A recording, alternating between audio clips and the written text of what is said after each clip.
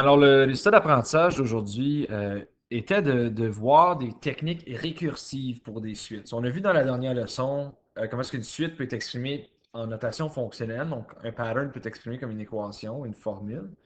Mais des fois, on va voir que c'est plus facile de créer une suite ou une notation de suite en se basant sur les termes précédents. Donc ça, c'est ce qu'on appelle une suite récursive. Ce qui veut dire que je me base sur des termes précédents pour créer ma suite. On l'utilise souvent avec du codage, tout dépendant de qu'est-ce qu'on veut faire. Vous allez voir un exemple classique dès le début. Vous l'avez peut-être déjà entendu avant. La suite populaire de Fibonacci. Donc en anglais, c'est le Fibonacci Sequence. C'est populaire dans la littérature un peu partout. Si vous avez déjà vu le Da Vinci Code, c'est là-dedans, etc. Mais à sa base, ça a été vu comme un exemple en premier d'une recherche de reproduction de lapins. Ça ne veut pas dire que c'est juste là, ça existe à plusieurs endroits dans la nature, mais c'est une des façons les plus faciles de l'expliquer. Si on va regarder, on va étudier l'augmentation de la population des lapins à chaque mois selon des critères spécifiques. So, il y a une paire de lapins mâles et femelles qui sont introduits à un environnement. Après un mois de maturité, ils peuvent s'accoupler pour qu'ils puissent avoir une nouvelle paire de lapins par le deuxième mois. Les lapins peuvent jamais mourir, puis une paire de lapins peut toujours produire une nouvelle paire après 2 mois. Par la suite, la même paire de lapins continue à produire une nouvelle paire à chaque mois. So, combien de paires de lapins allons-nous avoir après un an? C'est ce qu'on essaie de chercher. So, on va regarder à chacune des situations pour voir au bout de chaque situation ici, de chaque terme. So, on va regarder notre premier terme de notre suite. J'ai une paire de lapins qui est introduit à l'environnement. Ça c'est la première partie. OK.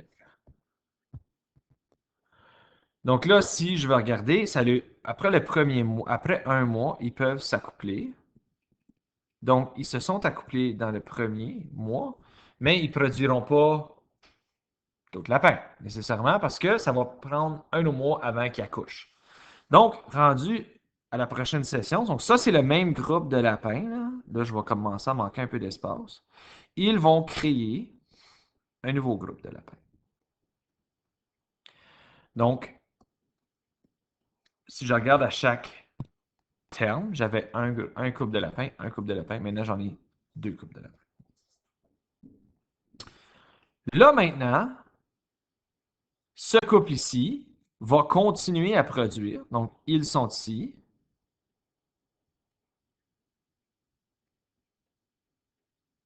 Oh, je commence à avoir. Je me presse un peu trop. Et eux, ils doivent attendre, comme les autres, un mois avant de se reproduire. Donc, je regarde, c'est la même affaire que ceci, là, hein? Ils doivent attendre un mois avant de pouvoir reproduire. Donc, le couple de lapins original a reproduit encore une fois. Le couple de lapins qui avait été nouvellement créé au troisième terme aurait créé seulement un couple. Ou ce serait encore eux autres, pardon, parce qu'ils doivent attendre un mois avant de s'accoupler. Donc là, je vois que j'ai trois couples de lapins. Là, on regarde au cinquième terme. Donc maintenant, au cinquième terme, ça ici, c'est encore mon couple original. Ils vont revenir, mais les autres, ils vont reproduire. Ils continuent à reproduire, les autres. L'expression reproduire comme des lapins. Ce couple ici est encore trop jeune pour reproduire, donc ils ne vont pas reproduire. Le couple ici, ça fait un mois qu'ils attendent, donc ils sont ici, vont pouvoir reproduire. Donc là, je regarde. J'ai 1, 2, 3, 4, 5 couples de lapins rendus au cinquième terme. On va en faire un sixième parce que je ne sais pas si vous voyez le pattern. Donc ça, à gauche, c'est mon couple original. Ils vont pouvoir reproduire. Le couple qui vient juste de créer ne pourra pas reproduire parce qu'il est encore trop jeune. Mais ce couple-ci est maintenant assez vieux pour reproduire. Ça, c'est eux autres. Puis ça, c'est les bébés qui vont produire. Le couple ici, c'est le même couple qui était originalement là. Donc, il est assez vieux pour se reproduire.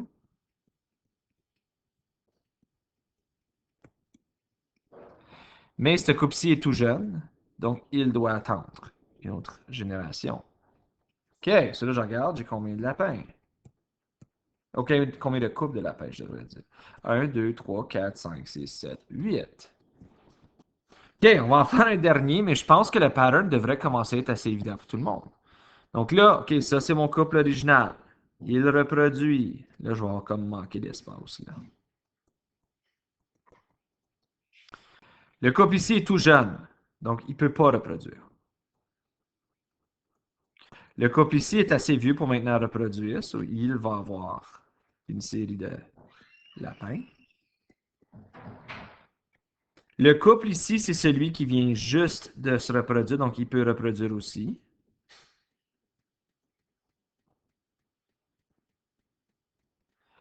Et ensuite, le couple ici vient juste d'être né, donc il doit attendre une autre génération avant de se reproduire.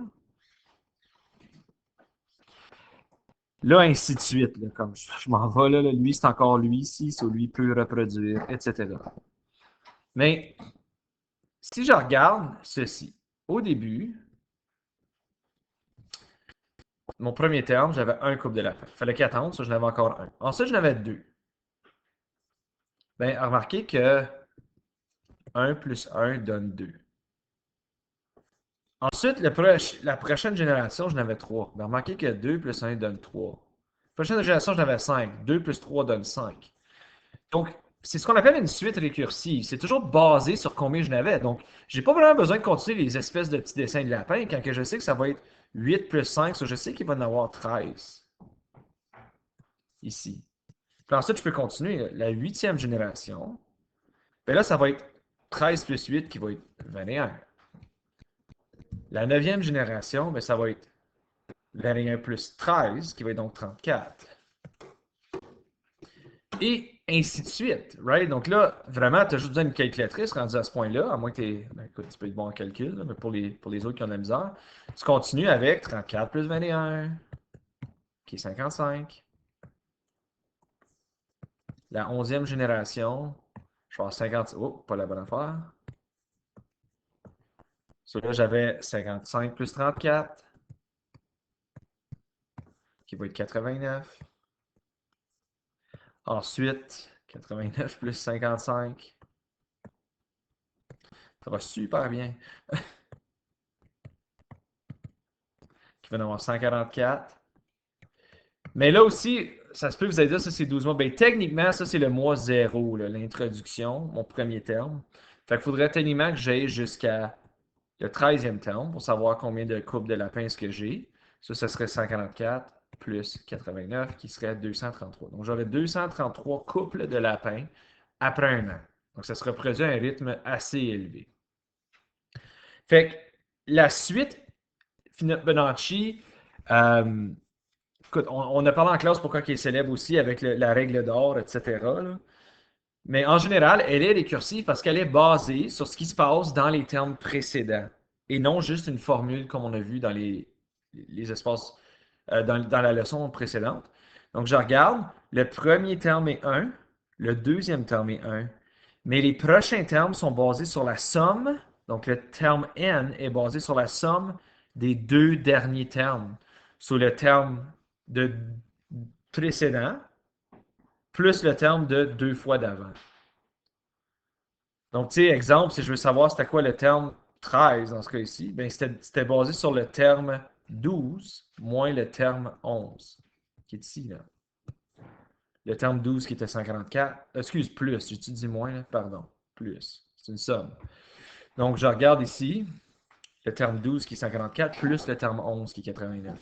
Évidemment, ça, c'est pas quelque chose que tu connais par cœur, à moins que tu prolonges la suite. Il faut que tu la fasses au long pour le savoir parce qu'elle est basée sur ce qu'il y avait précédemment. C'est pour ça qu'on dit que c'est plus utile avec du codage, parce que c'est les calculs qu'un ordinateur peut faire vraiment vite dans un code. Si je dis, OK, là, fais juste continuer cette suite-là, je peux dire c'est quoi terme 13, puis lui, il peut facilement les trouver, terme 12, terme 11, terme 10, etc. Fait que là, on va regarder vite fait, ça devrait pas être difficile, comment écrire les premiers termes d'une suite qui est dite récursive. Fait que je te donne une suite récursive. Le premier terme, c'est 3. Puis là, les prochains termes, c'est basé sur le terme précédent, moins 2. J'ai pas besoin de calculer le terme 1, il est déjà donné, mais il faudrait que je trouve le terme 2. Sur le terme 2, c'est le terme 2 moins 1 soustrait de 2. Ça veut dire que c'est le terme 1 moins 2. Et le terme 1, c'est 3. Ça, c'est 3 moins 2, ce qui serait donc 1. OK, on va aller trouver le terme 3. Sur le terme 3, là, je vais juste écrire c'est le terme 2 moins 2. À cause, tu sais, 3 moins 1, là. Comme j'ai pas besoin de l'écrire à chaque fois, cette partie ici. Là. Sur le terme 2, je sais que c'est 1. Fait que 1 moins 2, c'est négatif 1. Ensuite, je regarde le terme 4 de ma suite. Bien, ça va être le terme 3 moins 2. Donc, le terme 3, c'est à moins 1. Donc, moins 1 moins 2, c'est moins 3. Alors, ma suite a l'air à 3. 1, moins 1, moins 3. Et sur mon moins 1, il y a de la même 4. Là. Voilà. Donc, ça, c'est ma suite. Puis là, évidemment, j'aurais point, point, point pour dire cette suite récursive continue. Là, je pourrais regarder même affaire, mais là, c'est leur notation fonctionnelle. Pas que ça change grand-chose. Sur mon premier terme, c'est négatif une demi. Puis par la suite, c'est mon prochain terme, ça va être le terme précédent plus 3 demi. Donc, si je veux le terme 2 de ma suite, ça va être, là, je vais le mettre au long, là, f de 2 moins 1 plus 3 demi. Fait que ça va être le terme 1 plus 3 demi. Puis le terme 1, c'était négatif une demi. Alors, négatif une demi plus 3 demi, mais c'est tout simplement 1. Ensuite, je regarde, OK, le terme 3 de ma suite. Celui-là, ça va être, c'est n-1. Là. Ça va être f de 2 plus 3 demi, parce que c'est le terme précédent. Puis le terme précédent, c'était 1 plus 3 demi. Là, je ferai un dénominateur quand même pour voir que c'est 5 demi, là. Mais ça ne me tente pas d'aller trop en détail, mais comme 1, c'est 2 demi sur 2 plus 3, etc. En 11e prévu, je m'attends à ce que tu sois capable de faire ça assez facilement.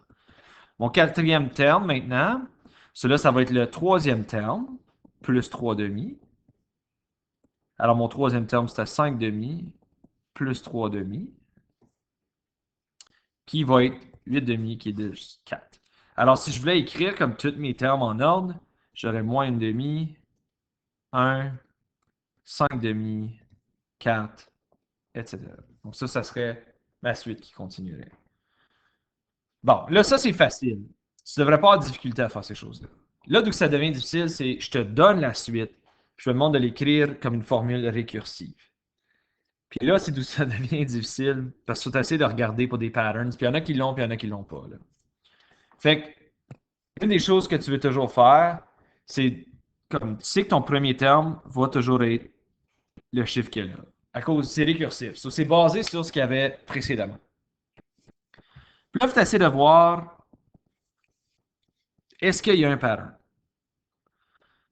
So, il y a bien des choses que je peux regarder. OK, ben, ça, c'est moins 3 fois moins 2 donne positif 6.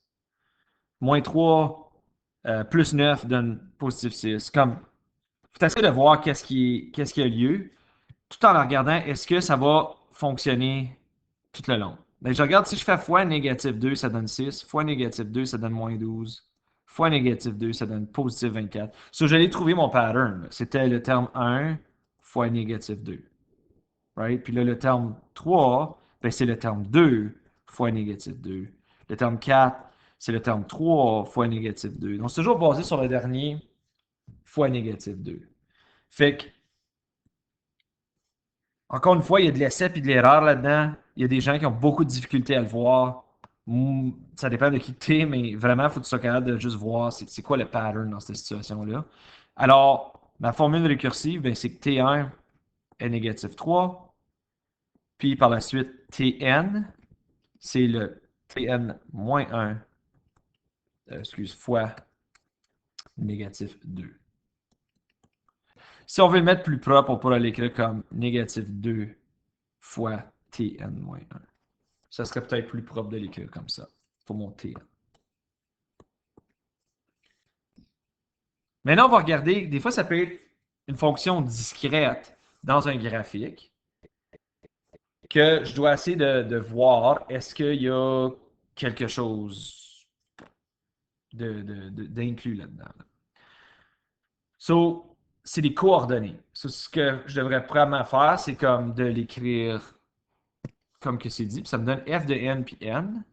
Donc, je vais faire comme, ben, f de 1, right, quand que je suis au terme 1, c'est 2. F de 2, c'est 6. F de 3, c'est 10. F de 4, c'est 14. C'est encore, no matter what, c'est une formule ou une suite récursive. Je sais que F1 va être 2. Ça va rien changer dans ma réponse finale. J'essaie de voir s'il y a un pattern qui existe, puis je pense, vous le voyez, que c'est toujours plus 4. C'est possible que j'aurais pu dire x3, bah 6 x 3, c'est pas 10.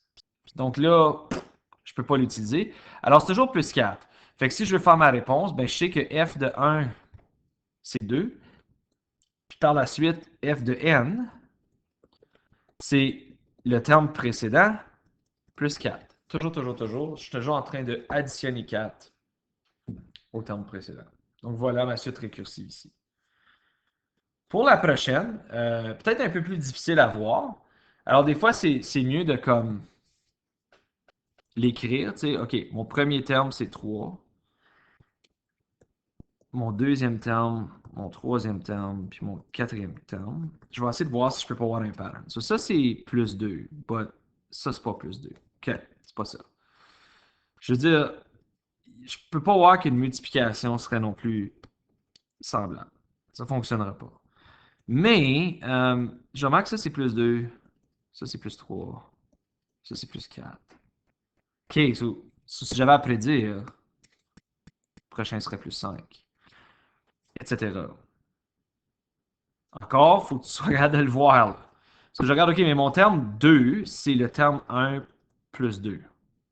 Right? C'est le 3 plus 2, le terme précédent. Mon terme 3, c'est le terme 2 plus 3. Mon terme 4, c'est le terme 3 plus 4. Tu sais, si je voulais, je pourrais facilement continuer ça, dire que le terme 5, c'est le terme 4 plus 5. Cela, il faut essayer de comme voir, OK, il faut que j'écrive ça comme une formule récursive. So, je sais que T1, c'est 3. Mais Tn, c'est un peu compliqué, cause je me base sur le terme précédent, right? C'est toujours le terme d'avance. OK, ça c'est T de n-1. Mais je l'additionne à un différent chiffre à chaque fois. So, c'est d'essayer de figurer c'est quel chiffre que j'additionne. Ben, regarde, comme faut. Je l'additionne au même chiffre que mon terme, que mon rang, qui est mon n. Donc, mon T de n, c'est T de n-1 plus n. Right? So, si je suis le terme comme 7, ça va être le terme 6 plus 7. Et etc. Donc, ça, c'est la suite récursive dans cette situation-là. Donc, on va faire un dernier exemple qui est une situation réelle. Donc, j'ai une coureuse qui se blesse au genou durant une course. Son médecin lui prescrit de la physiothérapie ainsi que 500 mg d'un médicament anti-inflammatoire, ça s'appelle comme Advil ou whatever, qu'elle va prendre aux 4 heures pendant 3 jours. Le médicament anti-inflammatoire a une demi-vie d'environ 4 heures. Ça veut dire, comme on a vu ça en fonction exponentielle, à chaque 4 heures, il va rester environ la moitié dans son corps de ce qu'elle avait. So, on veut faire une table de valeurs et essayer de voir, OK, qu'est-ce que j'ai à chaque 4 heures? Donc, écoute, au début, après son médicament, elle a 500 mg. Mais elle a été prescrite à chaque 4 heures. Donc, ça veut dire qu'après une période de 4 heures, il reste la moitié de ce qu'elle avait dans le corps, puis elle va prendre une autre pilule. Sur la moitié de 500, mais c'est 250. Ça veut dire qu'elle a 750 mg dans le corps après 4 heures. Right? So, il restait la moitié de 500, puis elle a pris un autre 500, so il reste 750 maintenant dans son corps. Après une autre période de 4 heures, il va rester la moitié de 750, puis elle va prendre un autre pilule. Donc, ce qui devrait me donner 875 si tu suis Pedmos comme du monde. Là, je vais vous donner les réponses parce que vous voyez comme ça va juste continuer comme ça. Ça, c'est la moitié de 875 plus un autre 500. Ce qui va donner à peu près 937,5 mg. Après 4 heures, ça va être 968,8. Après 5 heures, ça va être 984,4. Après 6 heures, ça va être 992,2, etc. Donc, on voit que ça continue. Puis, c'est une suite récursive parce que c'est toujours basé sur combien que j'avais dans la partie précédente. Ça aussi, je vais faire ça comme une suite récursive. Right? So, la suite récursive, c'est toujours mon premier terme, c'est le début. Donc, au début, je n'avais 500. Alors, il faut que je dise que T1, c'est 500. Et par la suite, il faut que je sois capable de trouver les autres réponses en me basant sur les réponses précédentes. So, je regarde, OK, mon terme N, ben, je prenais toujours 500 mg de plus, mais il me restait toujours la moitié de ce que j'avais mis dans le terme précédent. Donc, la moitié, bon, tiens, on va mettre une fraction à la place, du terme précédent. Donc, c'est 500 plus une demi fois le terme précédent. Puis, tu peux mettre une demi au 0,5. Ici, honnêtement, ça ne me dérange pas parce que c'est une fraction exacte, so tu pourrais mettre une décimale. Donc, ceci met fin à la leçon d'aujourd'hui. Si jamais vous avez des questions, n'hésitez pas à communiquer avec